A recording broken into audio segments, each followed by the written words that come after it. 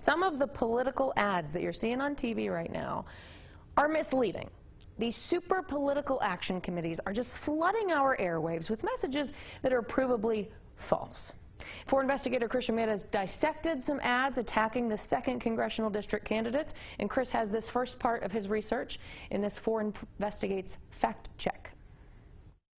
Well, when it comes to the race in southern New Mexico between Congresswoman Xochitl Torres-Small and challenger Yvette Herrell, every vote will matter. And that's why voters should be careful about everything that they're seeing on TV these days. She even raked in state government contracts. This attack ad against Yvette Herrell was paid for by the Democratic Congressional Campaign Committee, a super political action committee that works to get Democrats elected into Congress. In Santa Fe, Yvette Herrell's lived the high life, traveled to lavish conferences, over $100,000 in taxpayer-funded perks and benefits. She even raked in state government contracts and failed to disclose her interest, a betrayal of the public trust. Now, to distract us, Herrell's trying to smear Xochitl Torres-Small with misleading attacks, scandal, corruption, lies. We just can't trust Yvette Herrell. DCCC is responsible for the content of this advertising. Our research shows the ad is misleading, and here's why. That claim that Herrell traveled to lavish conferences is false.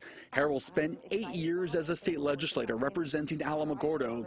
A review of 8 years' worth of records reveals Herrell attended 4 out-of-state conferences. One was for rural area legislators, and the 3 others were for nonpartisan conferences that bring lawmakers and economic development leaders together. The records reveal the state spent less than $3,000 on reimbursing Herrell for her travel. Over $100,000 in taxpayer-funded perks and benefits. Regarding the claim she got $100,000 in perks and benefits, state legislators do not get paid. Instead, the state gives lawmakers a per diem for the cost of travel, lodging, and meals while they are on state business and while they are in legislative sessions in Santa Fe.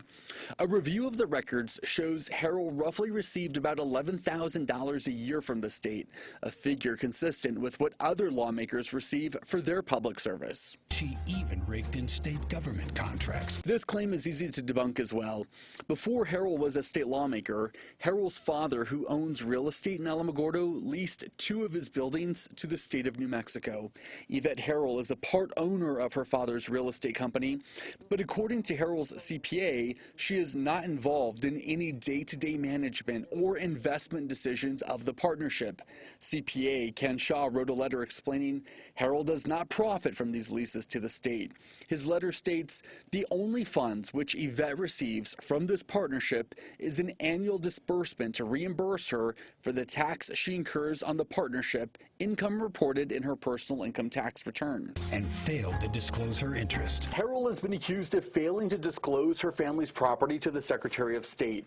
Records show that each year as a state legislator, she did not disclose all the property her family owns. In her last year in office and after a media report, records show she amended her financial disclosure form for each year she was in office to include the real estate her family owned. We just can't trust Yvette Herrell. And that airplane that reads Herrell Air on the tail, it doesn't exist. Yvette Herrell does not own a private jet.